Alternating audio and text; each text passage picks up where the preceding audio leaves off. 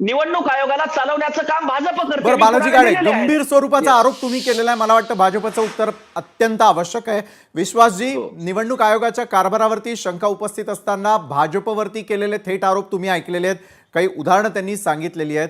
एकंदरीतच काय तर निवडणूक निकालावर अर्थात सत्ताधाऱ्यांच्या विजयावरती शंका उपस्थित करणारे पुरावे आणि आरोप. विश्वासजी. विशालजी, आज महाराष्ट्राच्या निवडणूक अधिकाऱ्यांकडे हे जे शिष्टमंडळ गेलं होतं, हा पूर्णपणे एक फार्स आहे. हा रिकाम टेकड्या लोकांचा हा मेळावा होता.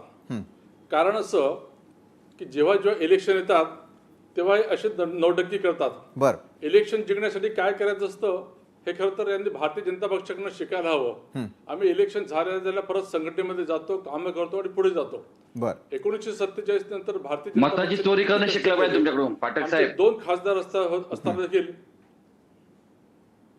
विश्वासजी, आपण पूर्ण करा. मध्ये बोलत असेल तर मग मी चर्चेतून उठेल. ऐकण्याचं त्यांनी धैर्य तुम्ही ठेवावं. खोटंच बोलणार. मी यांचं ऐकलं, बेबुनियाद होतं, ऐकलं तरी मी. तर याच्यामध्ये की भारतीय जनता पक्ष संघटनात्मक पक्ष आहे. हां, मला सांगा की हेच चोकलिंगम साहेब, हेच निवडणूक आयोग महाराष्ट्राच्या 2024च्या लोकसभेच्या वेळेस देखील होते. यांनी कसं इलेक्शन आणि नंतरचे निकाल सेलिब्रेट केले. हे लोकांना सिलेक्टिव्ह आहे. हां, आम्ही जो अर्बन नक्सलिझम म्हणतो ना, यांना डेमोक्रेटिक सिस्टमला पूर्ण नेस्तनाबूत करायचं आहे. यांचे सगळे प्रश्न, घिसेपिटे प्रश्न, याचे बालाजी, उत्तर आपल्याकडे येईल. केंद्रीय आयोगाने व्यवस्थित दिलेले आहे. त्याच्यानंतर यांना हवं ते सुप्रीम कोर्टात देखील जाऊ शकतात. हां. मात्र कोर्टात जायचं नाही, लोकांमध्ये कुठेतरी बुद्धिभेद करायचा आणि अशा प्रकारचं नौटंकी करायची.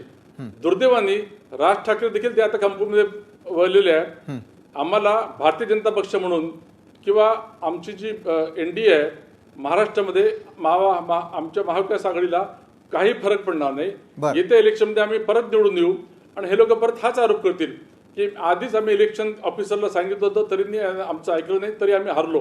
अहो, तुमचं हार ही एकदम काळ्या दगडावरची पांढरी रेष आहे. बर. विश्वासजी, जसं आपण म्हणताय की हार होणारच आहे, मात्र हार होण्यापूर्वी ज्या प्रकारची राजकीय समीकरणं बनताना आपल्याला सगळ्यांना दिसत आहे, हेमंतजी आपल्याकडे येईल. मगाशी विश्वास पाठक सरांनी एक महत्त्वाचा मुद्दा उपस्थित केला आणि तो म्हणजे मनसे संदर्भात